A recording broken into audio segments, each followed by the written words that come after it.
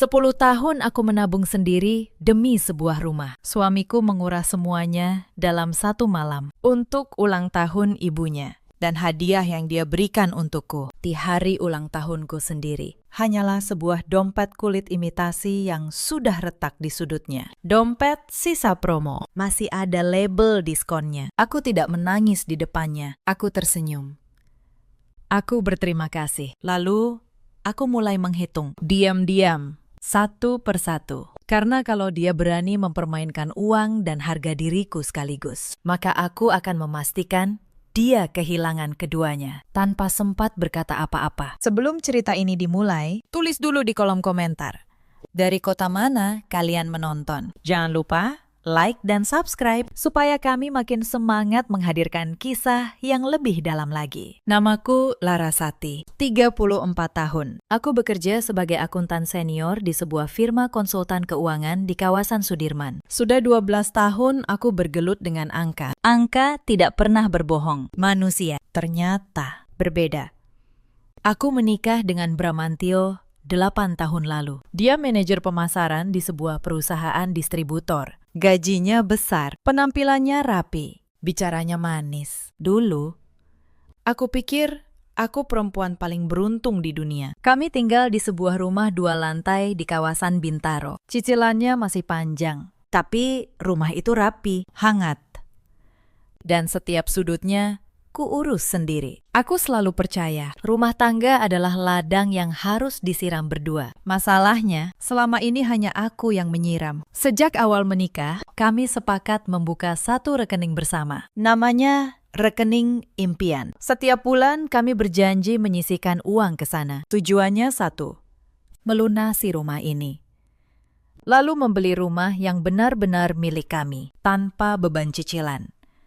Aku selalu menepati janji itu setiap tanggal gajian. Hal pertama yang kulakukan adalah mentransfer ke rekening impian. Kadang 5 juta, kadang 10 juta. Saat bonus tahunan cair, aku setor lebih banyak lagi. Bramantio, setorannya selalu bolong-bolong. Bulan ini ada keperluan mendadak. Bulan depan ada servis mobil. Bulan berikutnya ada utang teman yang harus ditalangi. Selalu ada alasan. Dan aku, dengan bodohnya, tidak pernah mempermasalahkannya. Toh uang itu untuk masa depan kami berdua. Begitu aku menenangkan diri. Bukan hanya soal uang.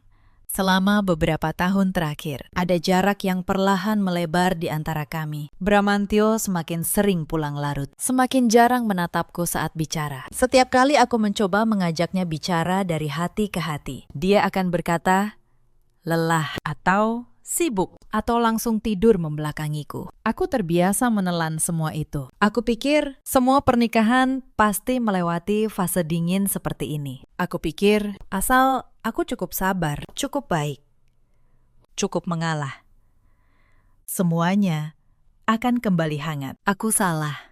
Kesabaran di hadapan orang yang salah hanya dianggap kelemahan. Kalau saja waktu itu aku tahu, masa depan yang kubangun ternyata sedang dibongkar dari belakang. Hari itu adalah hari ulang tahunku. Tanggal yang sepanjang tahun selalu aku tunggu-tunggu. Sejak pagi, dadaku berbunga. Aku bangun lebih awal, menyiapkan sarapan kesukaannya. Nasi goreng dengan telur mata sapi setengah matang. Aku berharap mungkin hari ini dia akan mengucapkan sesuatu yang manis. Mungkin hari ini dia akan menatapku seperti dulu.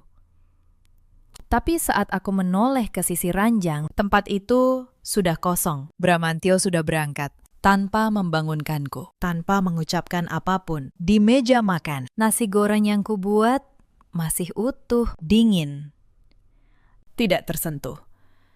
Ada yang sesak di dadaku, tapi aku menepisnya cepat-cepat. Mungkin dia lupa, mungkin dia sibuk.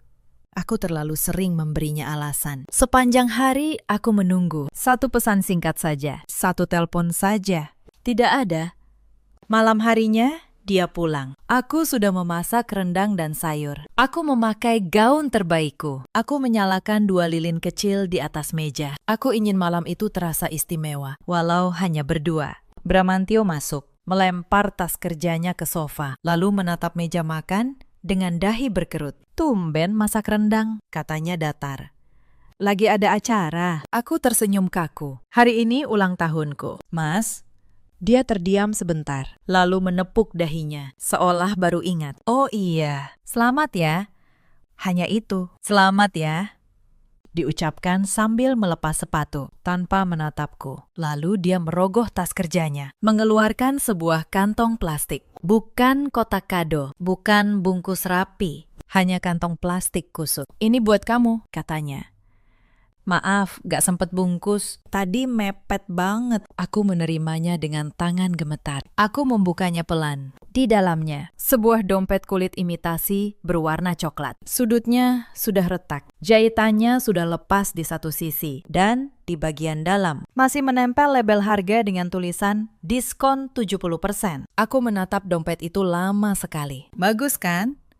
Bramantio berkata, sudah duduk di sofa. Matanya menempel di layar ponsel. Lumayan, lagi diskon di toko dekat kantor. Aku menelan ludah. Iya, bagus. Mas, makasih. Aku tidak tahu harus berkata apa lagi. Bukan karena dompet itu murah, aku tidak pernah mempermasalahkan harga. Yang menghancurkanku adalah caranya. Diberikan seolah aku adalah kewajiban yang harus digugurkan. Sebuah checklist yang harus dicoret dari daftarnya. Malam itu, aku mencuci piring sambil menahan air mata. Rendang yang kumasak. Dia makan hanya 2 suap, lalu berkata, kekenyangan. Lilin di meja, kubiarkan padam sendiri. Setelah dia tidur, aku duduk di tepi ranjang, memandangi dompet retak itu. Dan untuk pertama kalinya dalam 8 tahun, aku merasa benar-benar sendirian di dalam rumahku sendiri. Aku menyimpan dompet itu di laci paling bawah lemari. Tidak kubuang. Entah kenapa, mungkin sebagai pengingat. 2 minggu berlalu. Aku kembali menjadi istri yang baik. Bangun pagi, menyiapkan sarapan, menyetrika kemeja kerjanya, tersenyum saat dia berangkat. Bramantio tidak menyadari apapun. Dia tidak tahu bahwa senyumku kini hanyalah topeng tipis, menutupi sesuatu yang perlahan mengeras di dalam dadaku. Lalu datang hari Sabtu itu, hari yang mengubah segalanya. Pagi itu, Bramantio bersiap-siap mandi. Katanya ada janji bertemu klien penting, meski ini hari libur. Alasan yang sama, yang selalu dia pakai setiap kali ingin keluar di akhir pekan. Aku sedang duduk di ruang keluarga. Aku harus mengirim dokumen revisi ke kantor sebelum tengah hari. Tapi laptopku tiba-tiba memulai pembaruan sistem yang memakan waktu lama. Ponselku kehabisan baterai, sedang diisi daya. Sementara batas waktu pengiriman tinggal kurang dari 1 jam. Di atas meja, laptop Bramantio menyala. Tergeletak begitu saja. Mas, aku pinjam laptop kamu sebentar ya. Mau kirim email. Seruku cukup keras, agar suaraku terdengar sampai kamar mandi. Laptopku lagi update. Pakai aja, sahutnya dari balik pintu. Disusul suara gemericik air. Aku menarik laptop itu ke pangkuanku, membuka peramban. Rencanaku sederhana, masuk ke email sendiri, kirim berkas, lalu tutup kembali. Hanya itu. Tapi peramban itu ternyata masih membuka akun email milik Bramantio. Dan tepat saat aku akan mengetik alamatku, sebuah notifikasi muncul di sudut kanan bawah layar. Berkedip-kedip, mataku menangkap subjeknya tanpa sengaja. Ditulis dengan huruf kapital. Konfirmasi pembayaran. Paket sewa villa Puncak Nirwana. Catering VVIP. Keningku berkerut. Villa Puncak Nirwana adalah salah satu villa paling mahal di kawasan pegunungan. Kapan kami pernah merencanakan ke sana? Jantungku mulai berdebar. Ada suara di kepalaku yang berkata, jangan. Itu melanggar privasi. Tapi ada suara lain yang lebih keras. Naluri seorang istri yang sudah terlalu lama dibohongi. Aku mengklik email itu. Layar menampilkan sebuah faktur elektronik yang sangat rinci. Mataku membelalak membaca deretan angkanya. Email itu berasal dari agen penyewaan properti mewah. Tertera nama Bramantio sebagai penyewa. Lalu, mataku jatuh ke tanggal sewanya. Napasku tertahan. Tanggal itu. Hanya 2 minggu lagi dari sekarang. Aku terus membaca dengan tangan yang mulai dingin. Sewa villa 3 hari 2 malam dengan kolam renang pribadi, ruang karaoke, dan taman luas. Di bawahnya, rincian catering, VVIP, salmon panggang, steak, aneka hidangan laut, pondok, dessert, dekorasi bunga segar, fotografer profesional, music live. Total tagihan di bagian bawah membuat kepalaku berputar. Hampir 100 juta rupiah. Untuk siapa semua ini? Pikiranku berputar cepat, mencoba mengingat tanggal apa itu. Lalu, seperti disambar petir di siang bolong, aku ingat. Tanggal itu adalah hari ulang tahun Bu Sundari, ibu mertuaku. Aku menelan ludah.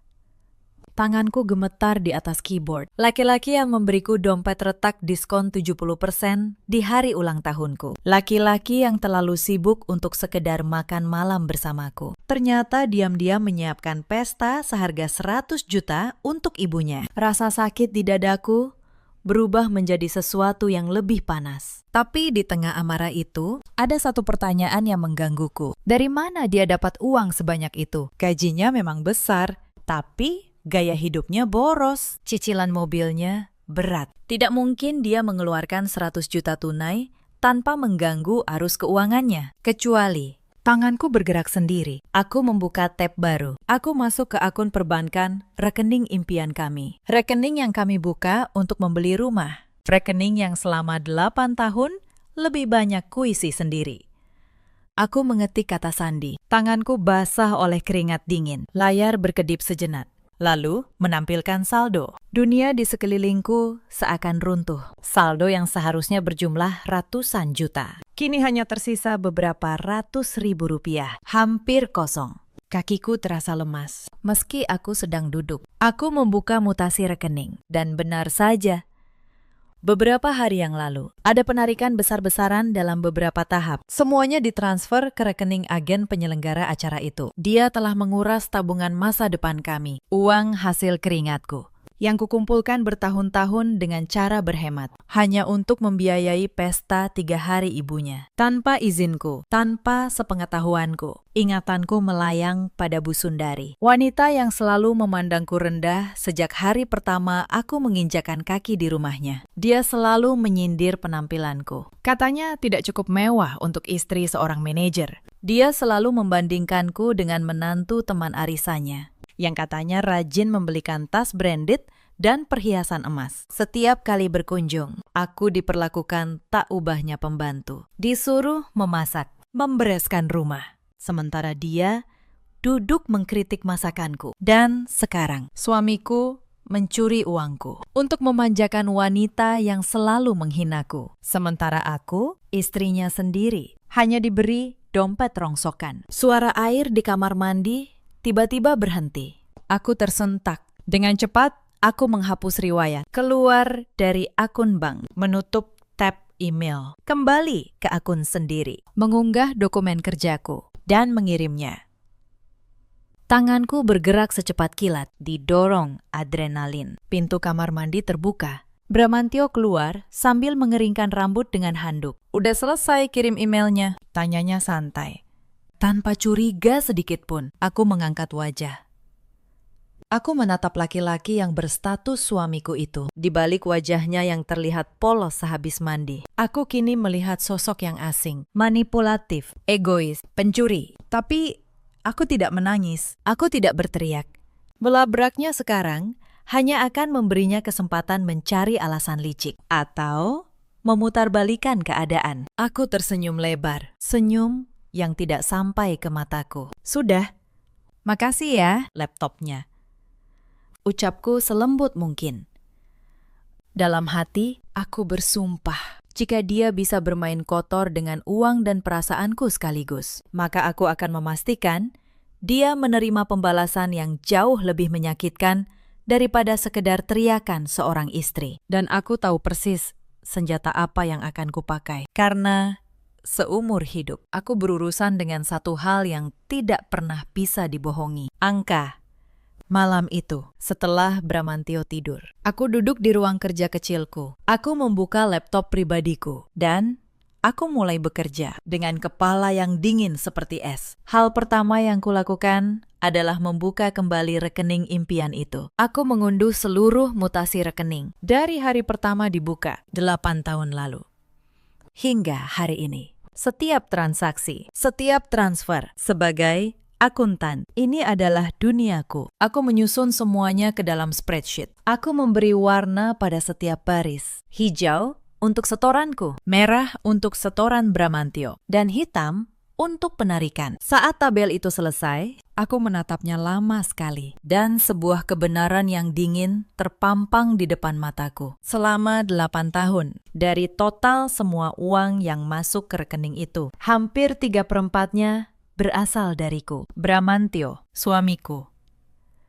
hanya menyumbang 1/4. Itu pun dengan setoran yang sering bolong, tapi rasa penasaranku belum berhenti. Aku ingin tahu seberapa dalam lubang yang sudah dia gali. Aku tahu satu hal lagi. Kebiasaan lama Bramantio menyimpan tagihan kartu kredit di laci meja makan, di bawah tumpukan koran lama. Dia pikir aku tidak pernah membukanya. Malam itu, aku membukanya. Dan apa yang kutemukan membuatku mengerti betapa rapuhnya pondasi pria yang selama ini berlagak kaya itu. Tagihan kartu kreditnya menumpuk, cicilan mobil yang hampir macet, beberapa pinjaman online yang bunganya mencekik. Rupanya, di balik penampilan rapi dan gaya hidup mewah, Bramantio hidup dari utang yang menggunung dan uang 100 juta dari tabungan kami. Sebagian dia pakai bukan hanya untuk pesta ibunya, tapi juga untuk menutup lubang utang yang menganga. Aku tersenyum getir. Selama ini aku mengira aku menikah dengan pria mapan. Ternyata aku menikah dengan rumah kartu yang menunggu satu tiupan untuk runtuh. Aku mencatat semuanya, setiap angka, setiap tanggal, karena dalam perceraian, utang yang dibuat tanpa sepengetahuanku untuk kepentingan pribadinya adalah tanggung jawabnya sendiri. Dan aku akan memastikan hakim tahu persis siapa yang menanam dan siapa yang harus menuai. Aku mencetak tabel itu. Aku menyimpan salinannya di 3 tempat berbeda, di flash disk, di email pribadiku, dan di sebuah map fisik yang kusembunyikan di lokasi yang hanya aku yang tahu. Lalu, aku menyimpan tangkapan layar faktur sewa villa itu dan mutasi penarikan 100 juta yang mengalir ke agen acara. Bukti bahwa uang itu, uang tabungan kami, dialihkan tanpa persetujuanku. Aku tidak akan bertindak gegabah. Aku tidak akan melabraknya di tengah jalan. Aku akan membiarkannya merasa menang, membiarkannya merasa pintar sampai hari di mana semuanya runtuh, di tempat yang paling tidak dia duga. Keesokan paginya, sandiwara dimulai. Aku tetap menjadi istri yang berbakti, menyiapkan pakaian kerjanya, menghidangkan sarapan, menyambutnya pulang dengan senyum semanis mungkin. Di luar, aku tampak seperti perempuan bodoh yang tidak tahu apa-apa. Tapi di dalam kepalaku, mesin hitung mundur sudah mulai berdetak. Bramantio mulai menunjukkan gelagat aneh. Dia sering menyingkir saat menerima telepon. Ponselnya yang dulu dibiarkan tergeletak, kini selalu dibalik. Kata sandinya tiba-tiba diganti. Aku pura-pura tidak menyadari. Aku membiarkannya merasa aman. Suatu malam, hampir saja semuanya terbongkar. Aku sedang di ruang kerja, memeriksa kembali tabel kontribusi di laptopku. Ketika Bramantio tiba-tiba masuk tanpa mengetuk, aku menutup layar secepat kilat. Jantungku berdebar kencang. Lagi ngapain malam-malam? Tanyanya. Matanya menyipit curiga. Cuma ngecek laporan kantor. Jawabku.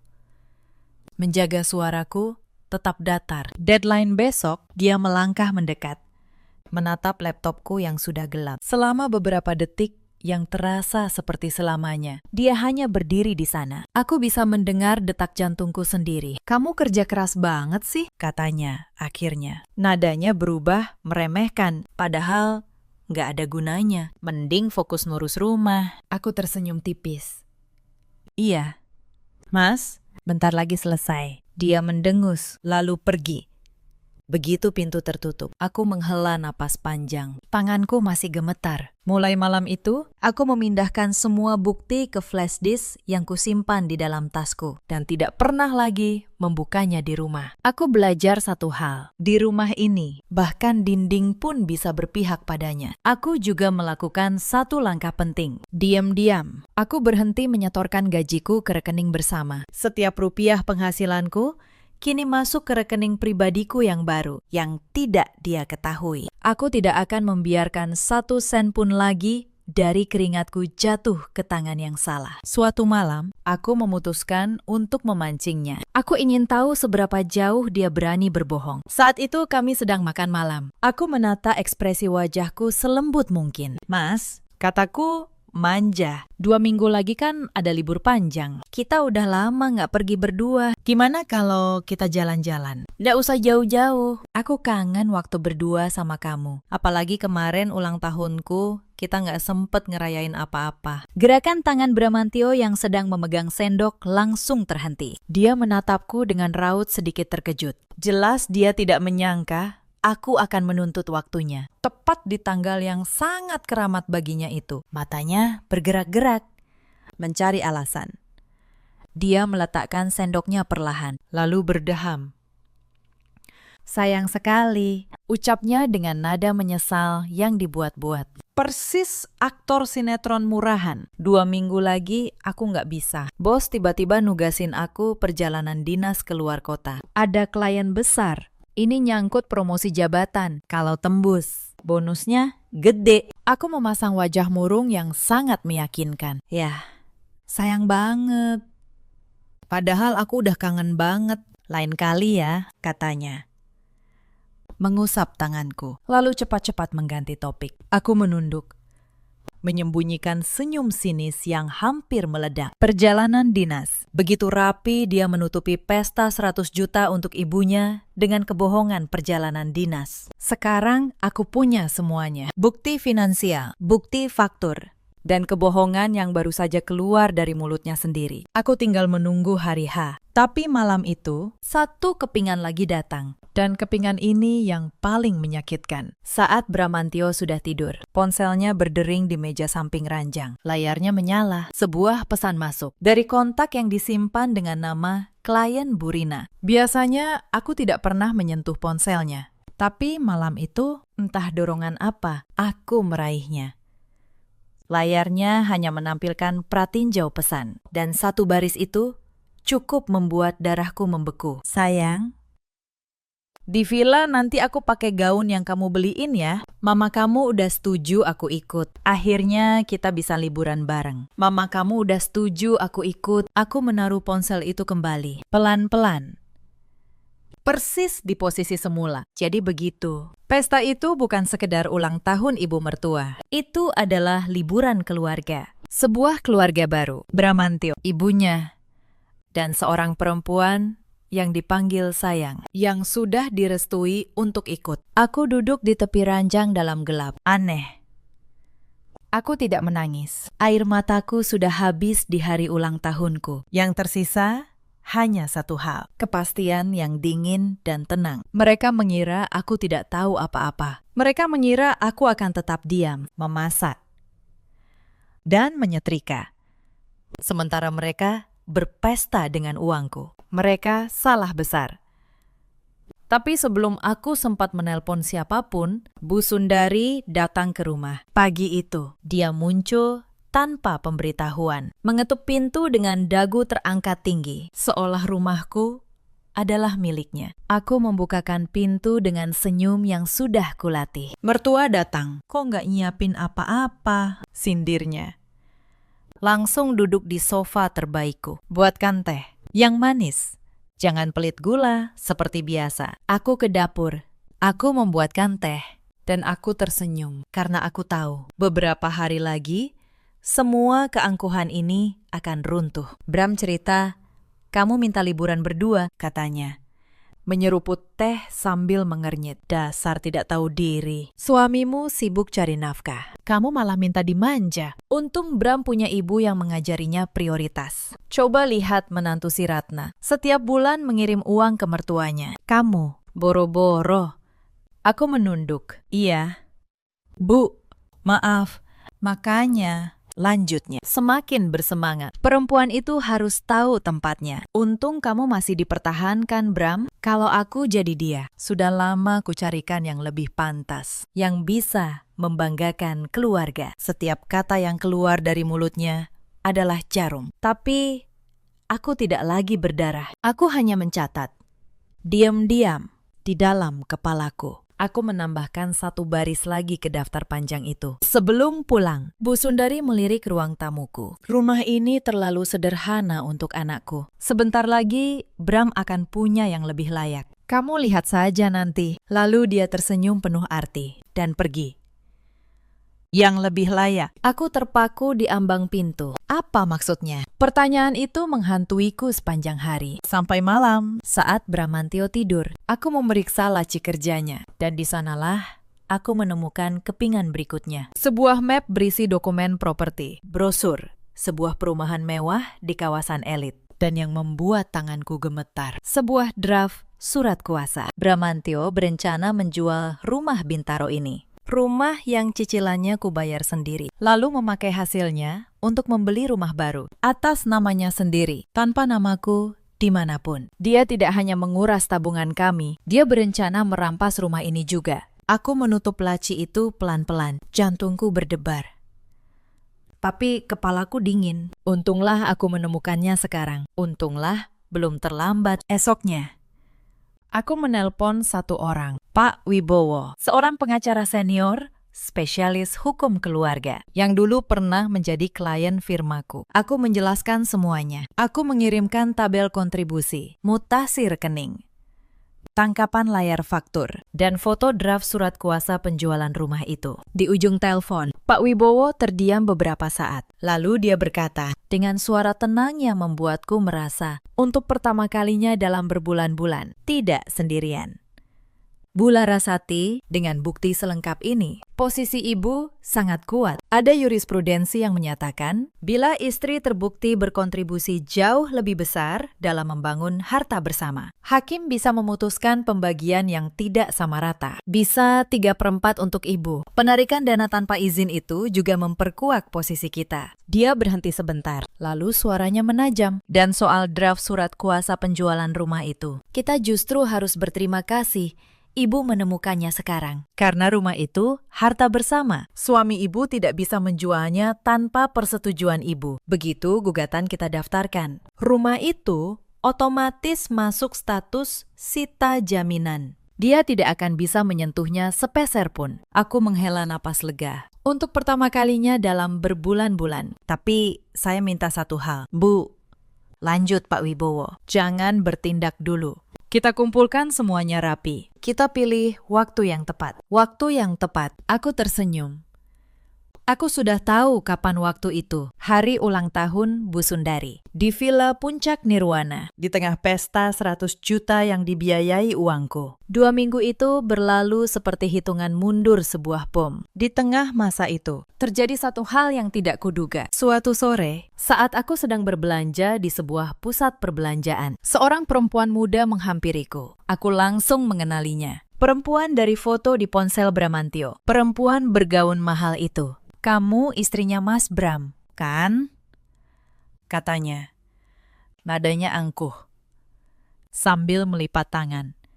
Aku cuma mau ngingetin, lebih baik kamu ngalah baik-baik. Mas Bram udah gak ada rasa sama kamu. Bahkan mama mertua kamu udah ngerestuin aku. Daripada malu-maluin, mending kamu pergi sendiri. Aku menatapnya. Lama. Lalu aku tersenyum tenang. Terima kasih sarannya, kataku. Tapi aku tidak terburu-buru. Aku orang yang sabar. Dan aku selalu menyelesaikan sesuatu sampai tuntas. Dia mengernyit. Bingung dengan ketenanganku. Mungkin dia mengharapkan tangis atau teriakan. Tapi aku hanya mengangguk sopan, lalu pergi. Di belakang, kurasakan tatapannya yang heran. Dia tidak tahu. Dia baru saja memberiku satu alasan lagi untuk hadir di pesta itu. Sepanjang 2 minggu itu, aku menyiapkan segalanya dengan ketelitian seorang akuntan. Surat gugatan sudah disusun Pak Wibowo, siap diajukan, begitu hari berganti. Salinan bukti sudah digandakan rapi. Masing-masing dimasukkan ke map terpisah. Aku bahkan menyewa seorang juru sita resmi dan mengatur kehadiran 2 orang saksi untuk hari itu. Diam-diam, aku juga mulai menata hidupku sendiri. Aku menghubungi seorang agen properti komersial, mencari ruko kecil yang strategis. Sejak lama aku menyimpan rencana membuka kafe, impian yang selalu diremehkan Bramantio. Kimi, Untuk pertama kalinya, aku membiarkan diriku percaya bahwa impian itu mungkin. Aku menabung diam-diam dari penghasilanku yang tidak pernah kusetorkan lagi ke rekening bersama sejak malam penemuan itu. Dan satu hal lagi, aku menelpon pihak manajemen Villa Puncak Nirwana. Aku memperkenalkan diri sebagai istri sah dari penyewa, Bramantyo. Aku menyampaikan dengan sopan dan tenang bahwa sebagian besar dana sewa berasal dari rekening bersama kami yang ditarik tanpa persetujuanku dan bahwa aku sedang dalam proses hukum. Pihak villa tentu saja terkejut, tapi aku menjelaskan, aku tidak ingin membatalkan apapun. Aku hanya ingin datang sebagai istri sah untuk memberikan kejutan mereka yang tidak ingin terlibat masalah hukum. Akhirnya setuju untuk tidak memberitahu Bramantyo soal teleponku. Hari itu tiba. Pagi itu, Bramantyo berangkat dengan koper besar. Perjalanan dinas 3 hari, katanya. Mencium keningku. Aku tersenyum. Hati-hati di jalan, Mas. Semoga kliennya lancar. Begitu mobilnya hilang di tikungan, aku masuk ke kamar. Aku membuka lemari dan dari dalamnya, kukeluarkan sebuah gaun yang sudah lama kusimpan. Gaun sutra berwarna merah marun, warna darah. Warna keberanian. Aku merias wajahku perlahan. Aku menata rambutku. Dan saat aku menatap cermin, aku tidak lagi melihat perempuan lemah yang menerima dompet retak dengan senyum pasrah. Aku melihat seorang perempuan yang sudah selesai dengan rasa takutnya. Aku mengambil ponsel dan berfoto. Gaun merah, senyum tenang. Foto itu kusimpan. Suatu hari nanti, foto ini akan punya arti. Lalu, aku berangkat bersama Pak Wibowo, Juru Sita, dan 2 saksi. Dalam 2 mobil. Perjalanan ke puncak memakan waktu 3 jam. Sepanjang jalan, aku tenang. Anehnya, sangat tenang. Seperti seorang akuntan yang sudah memeriksa setiap angka dan tahu hasilnya tidak akan meleset. Saat kami tiba, Villa Puncak Nirwana memang semegah namanya. Gerbang besar, taman luas. Dari kejauhan, sudah terdengar musik dan tawa. Lampu-lampu hias berkelap-kelip, bunga segar di mana-mana. Pondok dessert, meja panjang, penuh hidangan mewah. Semuanya dibiayai uangku. Aku berjalan masuk, perlahan. Gaun merahku berkibar pelan. Beberapa tamu menoleh, bingung melihat perempuan asing yang tidak mereka kenal. Lalu, aku melihat mereka. Bu Sundari, ibu mertuaku, sedang duduk di kursi utama yang dihias seperti singgasana. Mengenakan kebaya mewah dan kalung emas tebal. Tertawa dikelilingi para tamu. Di sampingnya, Bramantyo berdiri, gagah, tersenyum bangga. Dan di sebelah Bramantyo, seorang perempuan muda dengan gaun mahal. Lengannya melingkar mesra di lengan suamiku. Aku berjalan tepat ke tengah keramaian. Musik masih mengalun. Sampai seseorang menyadari kehadiranku. Dan suasana mulai berubah. Bramantyo yang pertama melihatku. Wajahnya berubah pucat seketika. Senyumnya membeku. Tangannya yang menggenggam gelas hampir terjatuh. Lara. Suaranya nyaris tak terdengar. Kamu, ngapain di sini? Musik berhenti. Semua mata kini tertuju padaku. Aku tersenyum, tenang, dingin. Selamat ulang tahun, Bu Sundari, kataku. Suaraku jernih memenuhi ruangan. Pestanya megah sekali. Wajar. Habisnya hampir 100 juta. Diambil dari tabungan saya dan Mas Bram. Wajah Bu Sundari yang tadinya angkuh, kini berkerut bingung. Apa maksudmu? Datang-datang bicara tidak sopan begini. Siapa yang mengundangmu? Tidak ada. Jawabku. Saya datang sendiri, sebagai istri sah Bramantyo, yang ternyata membayar seluruh pesta ini tanpa pernah diberitahu. Perempuan muda di samping Bramantyo melepaskan lengannya, mundur selangkah. Wajahnya mulai panik. Bramantyo melangkah maju. Suaranya gemetar menahan amarah dan ketakutan. Lara, cukup. Jangan bikin malu. Ini acara keluarga. Kita bicara di rumah. Keluarga. Aku menatapnya tajam. Keluarga yang mana? Mas, yang ini. Aku menoleh ke perempuan muda itu, yang katanya sudah direstui mama kamu untuk ikut liburan, yang kamu beliin gaun. Suasana langsung riuh. Bisik-bisik para tamu pecah seperti gelombang. Wajah Bu Sundari memucat. Perempuan muda itu mundur, hampir menabrak meja. Bramantyo terlihat seperti hendak meledak. Kamu gak punya bukti apa-apa. Jangan asal nuduh. Aku tersenyum. Inilah momen yang kutunggu. Bukti. Aku menoleh ke arah Pak Wibowo, yang sejak tadi berdiri tenang di belakangku. Dia melangkah maju, membuka map tebal di tangannya. Saya Wibowo, kuasa hukum Ibu Larasati, katanya. Suaranya berwibawa. Saya bawa salinan mutasi rekening bersama. Penarikan 100 juta rupiah dalam beberapa tahap ditransfer ke agen penyelenggara acara ini. Tanpa persetujuan Ibu Larasati, yang merupakan pemilik sah sebagian besar dana tersebut. Saya juga membawa data kontribusi 8 tahun. 3/4 dari seluruh tabungan ini berasal dari penghasilan Ibu Larasati. Pak Wibowo mengangkat selembar kertas tinggi-tinggi agar semua tamu bisa melihat tabel berwarna itu, hijau dan merah. Bukti yang tidak terbantahkan. Di antara para tamu, seorang wanita parubaya berbisik cukup keras. Jadi, pesta ini dibayar pakai uang istrinya sendiri. Ya ampun, 3 sekali.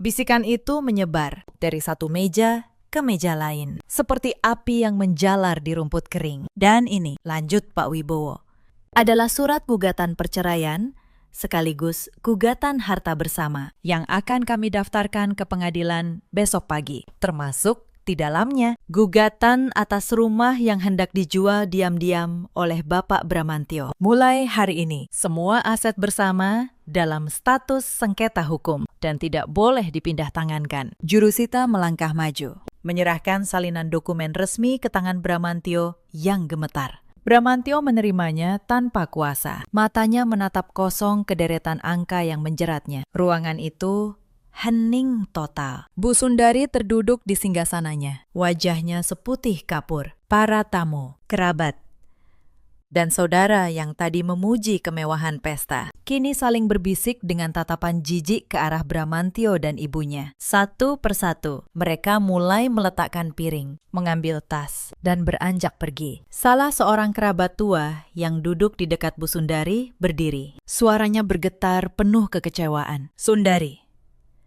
kamu pamer pesta mewah ke kami semua, padahal uangnya hasil mencuri dari menantumu sendiri. Aku malu jadi keluargamu. Lalu, dia pergi, diikuti beberapa orang lainnya. Bram, Bu Sundari berkata lirih, suaranya bergetar. Ini, uang siapa? Kamu bilang ini uang bonusmu. Kamu bilang menantu kita yang gak becus. Bramantyo tidak menjawab, dia hanya berdiri, mematung, dengan dokumen gugatan di tangannya yang gemetar. Untuk pertama kalinya, aku melihat laki-laki yang selalu pandai bicara itu kehilangan semua kata-katanya. Aku menatap mereka satu persatu. Lalu aku berkata dengan suara yang tenang, tanpa amarah.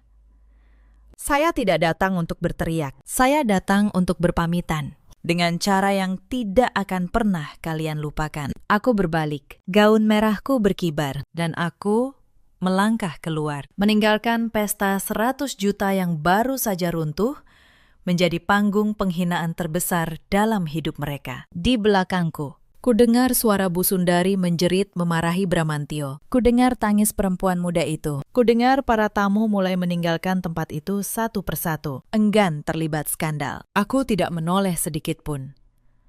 6 bulan telah berlalu sejak malam memalukan di villa itu. Sore ini, aku duduk di sudut sebuah kafe minimalis di kawasan Jakarta Selatan. Kafe ini tidak besar, tapi selalu ramai oleh pelanggan yang mencari ketenangan dan aroma kopi yang dipanggang sempurna. Kafe ini milikku, sebuah impian lama yang dulu selalu diremehkan Bramantyo. Dia selalu menyuruhku fokus melayani kebutuhannya di rumah saja. Kini, impian itu berdiri kokoh. Dibangun dari sisa tabungan pribadiku dan uang yang berhasil kuminta kembali lewat pengadilan. Membangunnya tidak mudah.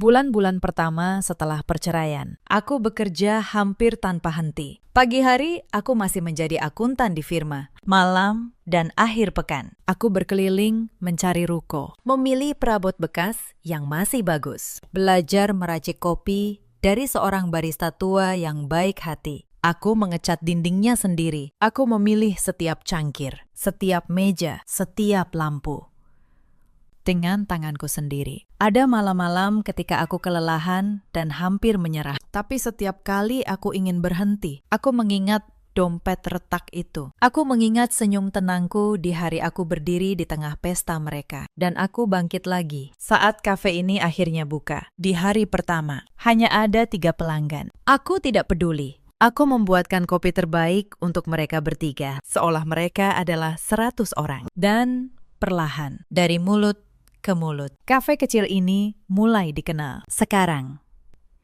setiap sore, semua meja terisi. Aku menyesap susu hangat dari cangkir keramikku, mengamati para barista yang sibuk meracik pesanan. Rasa damai memenuhi dadaku. Proses perceraianku berjalan jauh lebih mulus dari yang kuperkirakan. Berkat bukti yang lengkap dan keahlian Pak Wibowo, di ruang sidang, Bramantyo sempat mencoba bermain peran. Dia menangis terseduh di depan hakim, memohon kesempatan kedua, berjanji akan berubah, bahkan mencoba mencium tanganku. Tapi air mata buaya itu tidak lagi mempan, apalagi ketika Pak Wibowo membentangkan semua bukti, mutasi rekening, tabel kontribusi, dan tangkapan layar percakapannya dengan perempuan itu yang membahas uang tabunganku. Wajah Bramantyo pucat pasi. Hakim tidak butuh waktu lama. Gugatanku dikabulkan sepenuhnya. Mengacu pada bukti kontribusi yang nyata, pengadilan memutuskan pembagian harta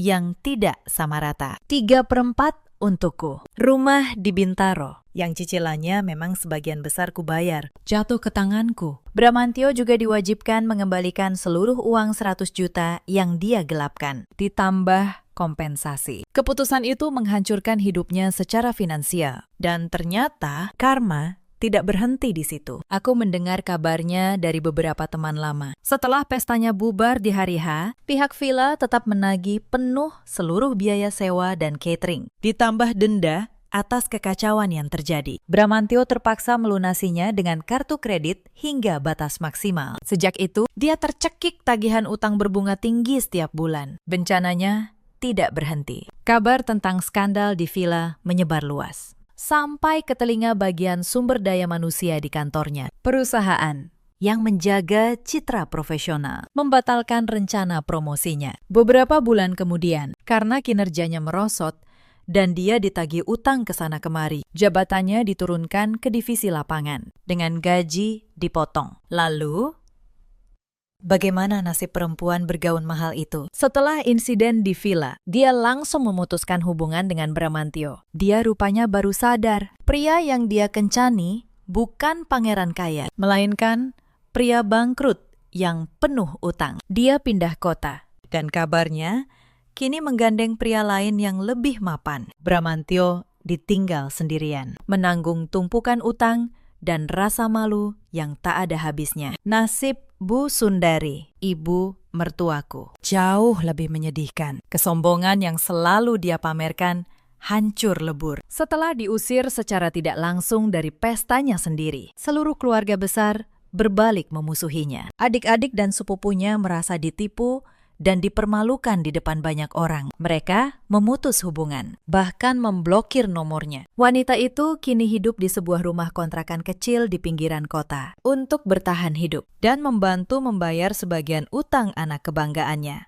Dia terpaksa menjual satu persatu perhiasan emas yang dulu selalu dia sombongkan padaku. Tidak ada lagi arisan, tidak ada lagi liburan mewah. Yang tersisa hanya penyesalan. Aku tersenyum kecil mengingat semuanya. Anehnya, tidak ada rasa bersalah di hatiku. Mereka memetik apa yang mereka tanam sendiri. Mereka mengira kebaikan dan kesabaranku adalah kelemahan yang bisa diinjak sesuka hati. Mereka salah besar. Kesabaranku adalah bendungan, dan ketika bendungan itu jebol karena kebohongan mereka, air bah yang keluar menenggelamkan mereka tanpa sisa. Bu Larasati, Ini laporan pembukuan minggu ini. Suara salah satu pegawaiku menyadarkanku dari lamunan. Dia meletakkan sebuah map rapi di atas meja. Terima kasih, Sasa, kataku, membuka lembarannya. Penjualan kopi susu pandan pesat sekali ya minggu ini. Betul, Bu, jawabnya. Lalu, dia tersenyum malu-malu. Oh ya, Bu, gaun merah yang ibu pakai di foto profil itu bagus sekali. Ibu beli di mana? Aku tertawa kecil. Foto yang dia maksud adalah foto yang kuambil sesaat sebelum berangkat ke villa hari itu. Gaun sutra berwarna merah marun pekat, rambut tertata rapi, dan sebuah senyum kemenangan yang tenang. Itu gaun spesial, kataku pelan.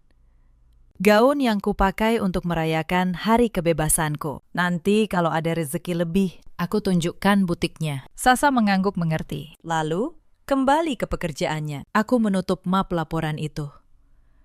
Aku memandang keluar jendela, ke arah jalanan kota yang sibuk. Dan pikiranku melayang ke laci paling bawah lemari di rumah lamaku. Keesokan harinya, setelah pesta di villa itu runtuh, hal pertama yang kulakukan saat pulang adalah membuka laci itu. Aku mengambil dompet kulit imitasi yang retak, yang dulu diberikan Bramantio di hari ulang tahunku. Label diskon 70%-nya masih menempel. Aku tidak membuangnya ke tempat sampah biasa.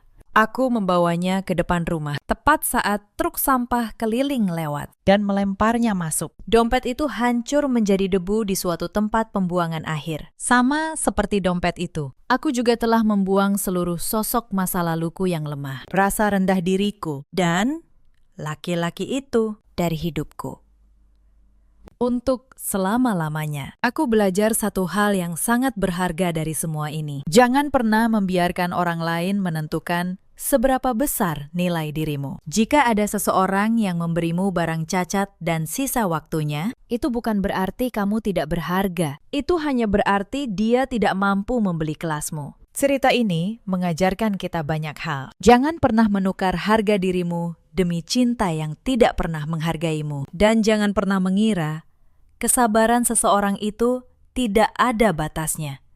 Di luar sana, ada banyak perempuan yang seperti aku dulu, yang bekerja keras, menabung, berkorban. Lalu dianggap tidak berarti di rumahnya sendiri. Jika kamu salah satunya, ketahuilah, nilaimu tidak ditentukan oleh orang yang gagal melihatnya. Ada juga banyak suami seperti Bramantio, yang menganggap istri sebagai pelengkap, bukan sebagai mitra. Dan ada pula para ibu mertua seperti Bu Sundari yang sibuk membandingkan sampai lupa menghargai orang yang justru paling tulus. Dalam hidup, kita selalu punya pilihan untuk tetap diam atau untuk berdiri. Aku memilih berdiri. Kadang saat malam tiba dan kafe sudah sepi, aku duduk sendiri di sudut favoritku sambil memegang secangkir kopi hangat. Aku memikirkan perempuan yang dulu, yang menerima dompet retak dengan tangan gemetar dan senyum pasrah. Aku tidak membencinya, aku justru bersyukur padanya. Karena dari titik terendah itulah, aku belajar berdiri. Aku ingin berkata padanya, andai aku bisa kembali ke malam itu, kamu jauh lebih kuat dari yang kamu kira. Matahari sore perlahan turun di ufuk barat, memancarkan cahaya keemasan yang menembus kaca jendela kafeku. Aku menghirup aroma kopi yang menguar di udara. Hari ini adalah hidupku yang baru. Hidup di mana aku adalah tokoh utamanya, bukan pemeran pembantu yang bisa disingkirkan kapan saja. Dan cerita ini baru saja dimulai. Terima kasih sudah menemani sampai akhir. Ceritakan kisah kalian di kolom komentar. Sampai jumpa di cerita berikutnya. Aku berbaring sendirian di ranjang rumah sakit. 2 hari setelah operasi yang nyaris merenggut nyawaku. Suamiku berkata, ia harus terbang ke Makassar untuk menyelamatkan proyek perusahaan. Lalu sebuah panggilan video yang salah sasaran masuk ke ponselku. Di layar itu, Freza tertawa sambil menggendong bayi laki-laki. Dikelilingi ibu dan adiknya di sebuah ruang bersalin yang penuh balon biru. Bayi itu bukan anakku. Perempuan di ranjang itu bukan aku, dan rumah yang mereka tertawakan malam itu. Seluruh perusahaan yang menanggung pesta mereka. Sebenarnya, milik siapa? Mereka lupa.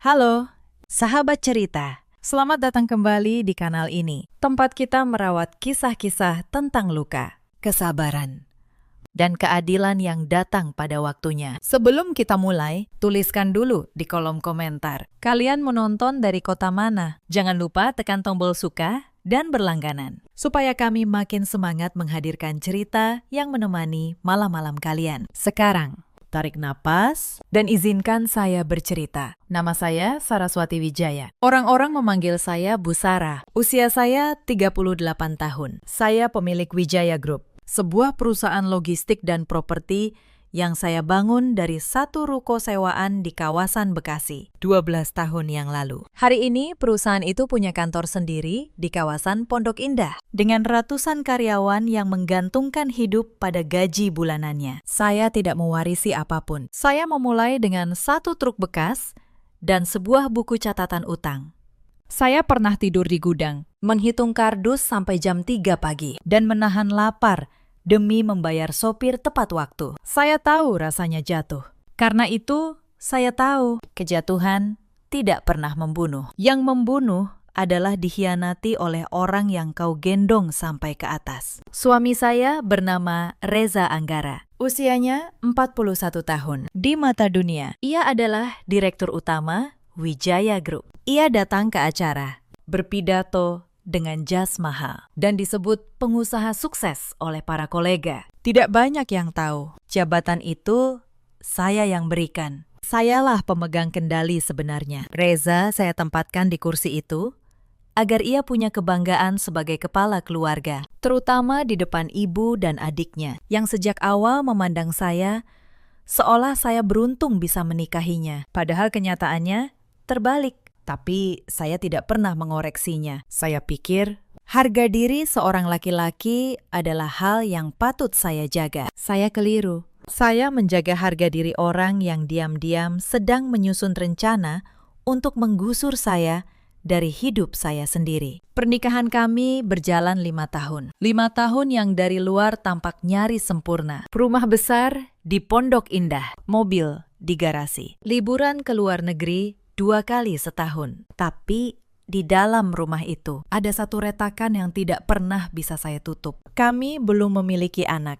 Bukan karena tidak mau, saya memiliki masalah pada rahim. Sebuah kondisi medis yang saya rahasiakan rapat-rapat. Hanya Reza dan dokter yang tahu. Saya menyimpannya agar keluarga suami saya tidak punya alasan baru untuk menyudutkan saya. Tapi rahasia itu tidak menyelamatkan saya. Justru menjadi celah yang mereka manfaatkan. Ibu mertua saya, Bu Sumiati, perempuan 63 tahun, yang selalu memanggil saya dengan nada datar. Di setiap pertemuan keluarga, ia menyindir dengan kalimat yang sama. Perempuan karir katanya, lupa kodratnya. Tidak bisa memberi keturunan untuk meneruskan nama keluarga. Saya menelan semua itu. Saya pikir kesabaran akan dibalas dengan penerimaan. Ternyata kesabaran hanya dibaca sebagai kelemahan. Adik ipar saya bernama Vino, usianya 34 tahun. Ia bekerja di Wijaya Group, di bagian pengadaan. Posisi yang juga saya berikan karena permintaan Reza. Vino pintar, terlalu pintar, senyumnya selalu ramah, tapi matanya selalu menghitung. Saya akan menceritakan tentang Vino nanti, karena justru di tangan Vino lah benang kusut ini bermula. Hari itu,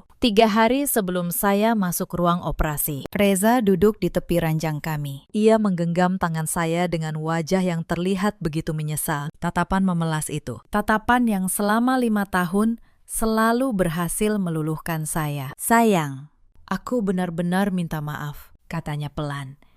Proyek pergudangan di Makassar tiba-tiba bermasalah. Klien menuntut aku turun langsung minggu ini juga. Kalau tidak, kita bisa kehilangan kontrak belasan miliar. Saya menatapnya. Sebagai pemilik perusahaan, insting bisnis saya mengambil alih rasa kecewa saya sebagai seorang istri. Saya tahu betul, kontrak Makassar memang sedang di ujung tanduk. Saya mengusap rahangnya dengan lembut. Pergilah, kata saya.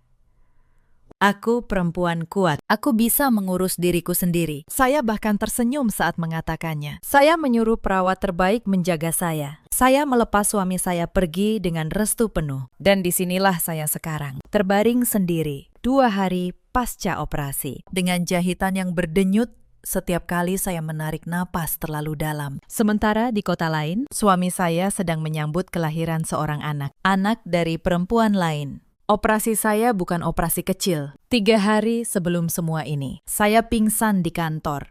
Nyeri hebat menusuk perut bagian bawah. Dunia berputar. Dan saya terbangun di ruang gawat darurat. Dokter mengatakan, ada kehamilan di luar kandungan. Sebuah keajaiban kecil yang justru mengancam nyawa saya. Bertahun-tahun saya pikir saya tidak akan pernah hamil. Dan ketika akhirnya terjadi, ia datang di tempat yang salah dan harus diangkat agar saya tetap hidup. Saya kehilangan calon anak saya dan sebagian harapan saya dalam satu malam. Reza tahu itu. Ia memegang tangan saya di ruang gawat darurat. Ia menangis. Ia berjanji tidak akan kemana-mana. 2 hari kemudian, ia berkata harus terbang ke Makassar. Sore itu hujan turun deras di luar jendela kamar rawat. Untuk mengusir perih, saya meraih ponsel. Saya tidak menelpon siapapun. Saya hanya ingin membaca laporan keuangan perusahaan. Kebiasaan lama yang menenangkan saya. Lalu ponsel saya berdering. Panggilan video dari nomor Reza. Saya tersenyum tipis. Mungkin ia merindukan saya. Saya mengangkatnya. Tapi yang muncul di layar bukan wajah Reza yang menatap kamera. Kamera itu seperti tidak sengaja aktif, tergeletak menghadap ke atas, merekam sebuah ruangan terang. Sebuah ruang bersalin, penuh balon biru muda dan putih. Saya mendengar suara tawa, suara ibu mertua saya. Cucuku tampan sekali, mirip ayahnya.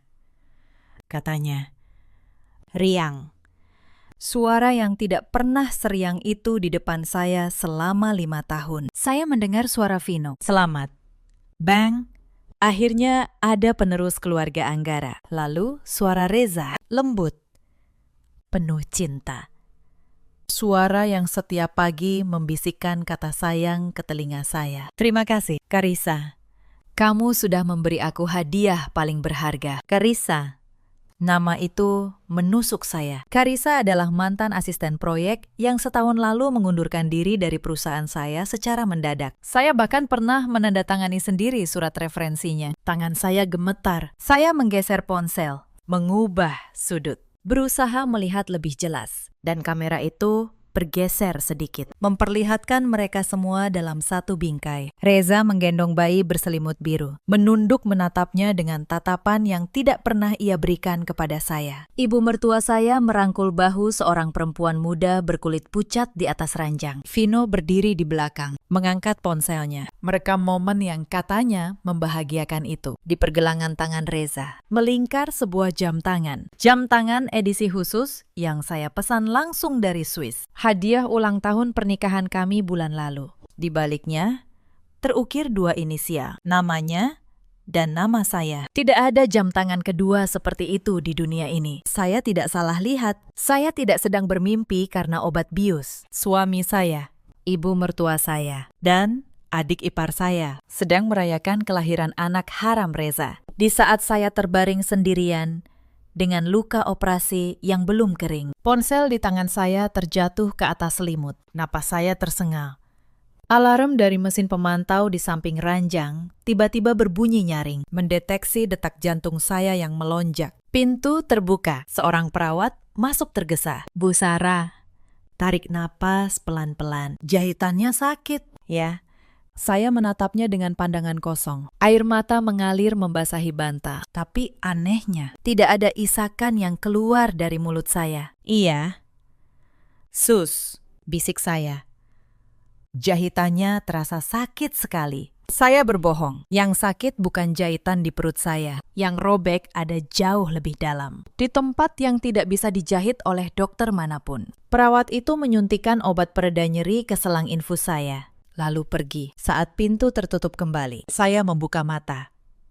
Air mata di pipi saya mulai mengering. Dan bersama keringnya air mata itu, sesuatu di dalam diri saya juga ikut mengeras. Saya tidak akan hancur sendirian. Kalau memang badai yang mereka inginkan, saya akan memberi mereka badai. Tapi badai saya tidak akan datang dengan teriakan. Badai saya datang dengan angka, dengan tanda tangan, dengan dokumen, dan badai itu sudah saya siapkan jauh sebelum mereka tahu langit sedang mendung. Malam itu, Saya tidak tidur. Obat penenang gagal bekerja. Otak saya justru berputar di kecepatan tertinggi, menyusun kembali setiap kejanggalan yang selama ini saya abaikan karena terlalu percaya. Saya teringat 3 bulan terakhir. Reza yang makin sering pulang larut. Reza yang ponselnya selalu tertelungkup di meja. Reza yang tiba-tiba mengusulkan agar sebagian kewenangan keuangan perusahaan dipindahkan ke bawah Vino. Dengan alasan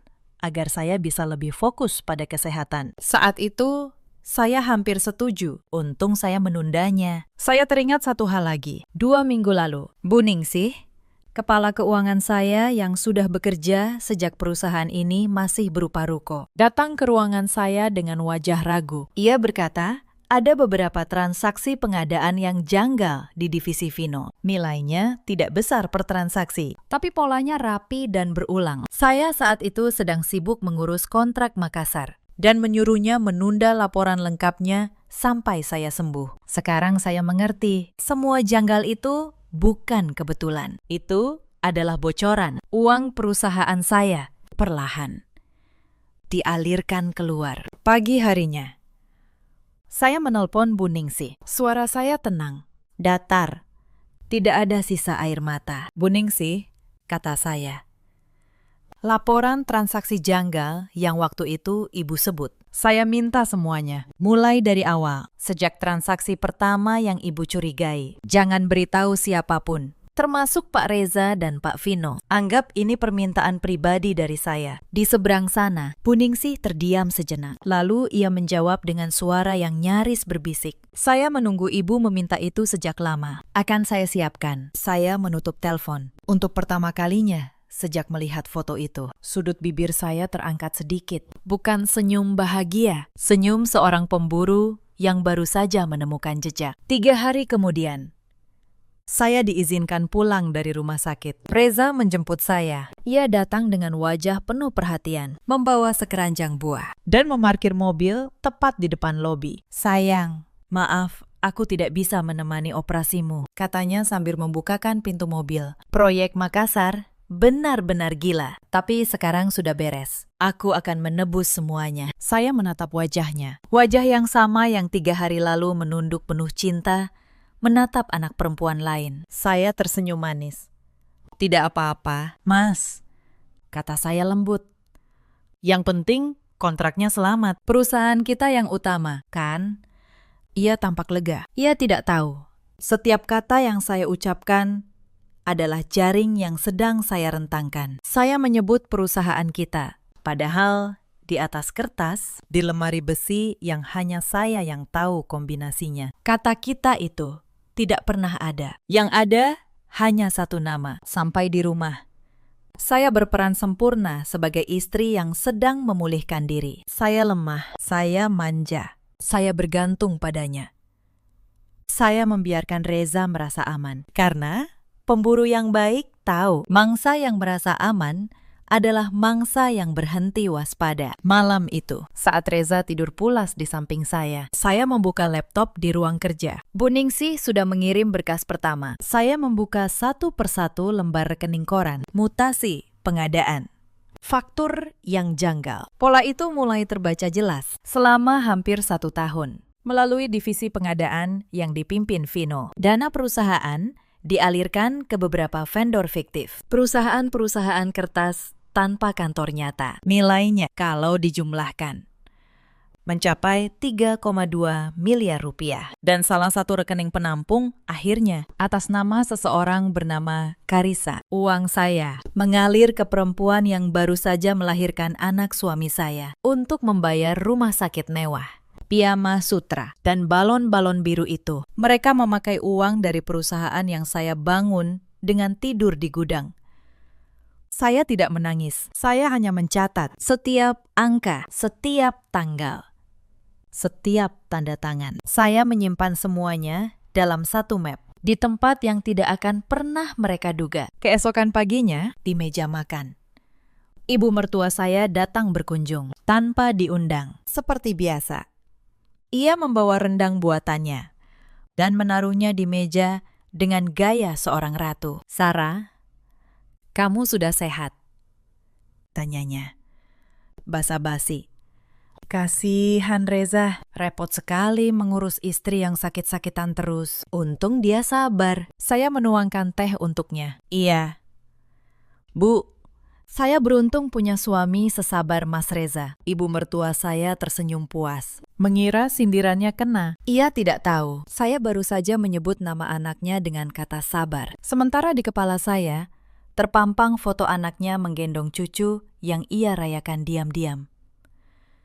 Saya menahan diri untuk tidak tertawa. Bukan tawa geli, tawa dingin seseorang yang sudah tahu akhir cerita. Sambil menonton lawannya, masih mengira ia menang. Oh iya, kata ibu mertua saya sambil menyeruput teh. Vino bilang, dia mau mengusulkan kamu pindahkan sebagian saham perusahaan ke nama Reza. Katanya, biar lebih aman secara hukum. Kalau terjadi apa-apa pada kamu. Kamu kan sering sakit. Saya berhenti sejenak. Jadi ke sana arahnya. Bukan hanya uang. Mereka mengincar kepemilikan. Mereka ingin saya dengan tangan saya sendiri menyerahkan perusahaan saya kepada Reza agar saat mereka membuang saya nanti, semuanya sudah sah menjadi milik mereka. Saya tersenyum manis. Ide yang bagus, Bu. Saya akan pikirkan baik-baik. Mungkin saya perlu bicara dengan notaris dulu. Ibu mertua saya mengangguk senang. Ia pulang dengan keyakinan bahwa menantunya yang bodoh sebentar lagi akan menandatangani kematiannya sendiri. Sore itu, saya menelpon Pak Hendra, pengacara pribadi saya selama 10 tahun. Orang yang menyusun setiap akta perusahaan saya sejak hari pertama. Pak Hendra, kata saya perlu memastikan satu hal. Struktur kepemilikan Wijaya Group saat ini. Berapa persen atas nama saya? Pak Hendra menjawab tanpa ragu. Semuanya. Bu, Pak Reza hanya direktur dengan kontrak kerja. Ia tidak memegang satu lembar saham pun. Itu sesuai dengan permintaan ibu sejak awal. Saya menutup mata. Lega. Mereka mengira saya sudah memberikan kerajaan saya. Padahal yang saya berikan hanya mahkota kertas. Tahta yang sebenarnya tidak pernah lepas dari tangan saya. Bagus. Pakistan, kata saya. Mulai minggu depan. Saya butuh Bapak menyiapkan beberapa hal. Diam-diam. Minggu-minggu berikutnya, saya menjadi 2 orang sekaligus. Di rumah. Saya adalah istri yang lembut dan pemaaf, yang memuji masakan ibu mertua, yang tersenyum saat Reza pulang larut dengan alasan lembur. Di kantor.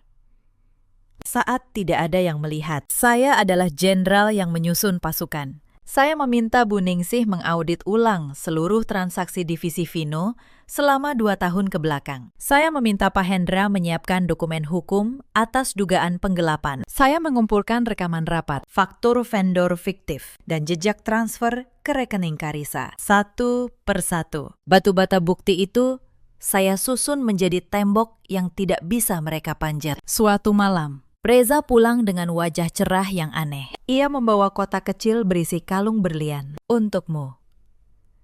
Sayang, katanya.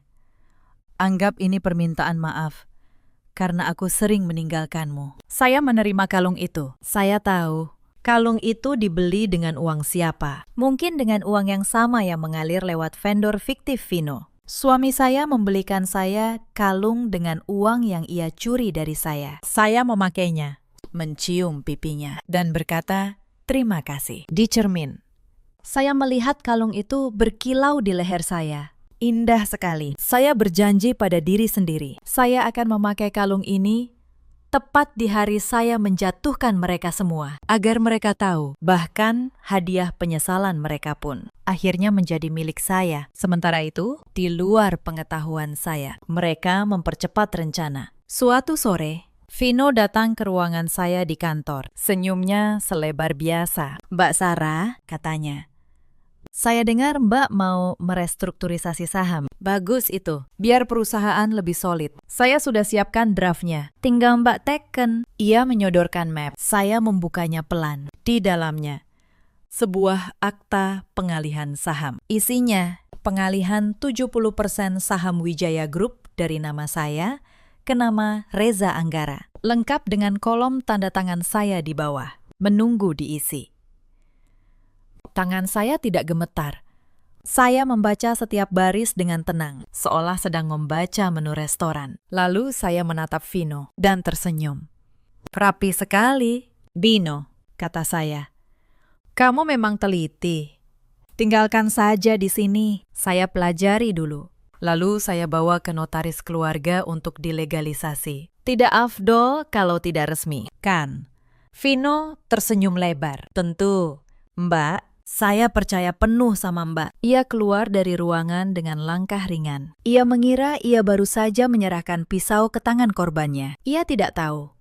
Ia baru saja memberi saya bukti tertulis terakhir yang saya butuhkan. Sebuah akta yang membuktikan niat mereka untuk merampas perusahaan saya. Hitam di atas putih, dengan tanda tangan Vino sebagai penyusunnya. Map itu saya simpan. Saya tidak pernah membawanya ke notaris untuk ditandatangani. Saya membawanya ke Pak Hendra untuk dijadikan barang bukti. Hari demi hari, jaring saya makin rapat. Bu Ningsih menemukan satu lagi rekening fiktif. Pak Hendra menyelesaikan laporan dugaan penggelapan, lengkap dan siap. Dan saya diam-diam mulai menghubungi para pemegang saham minoritas, para investor lama yang dulu ikut menanam modal saat perusahaan masih kecil. Mereka semua masih setia kepada saya, bukan kepada Reza. Saya menyiapkan satu agenda, sebuah rapat. Rapat yang akan saya jadwalkan tepat di hari yang paling tepat. Tapi sebelum itu, saya membiarkan mereka merasa di puncak. Saya membiarkan Reza,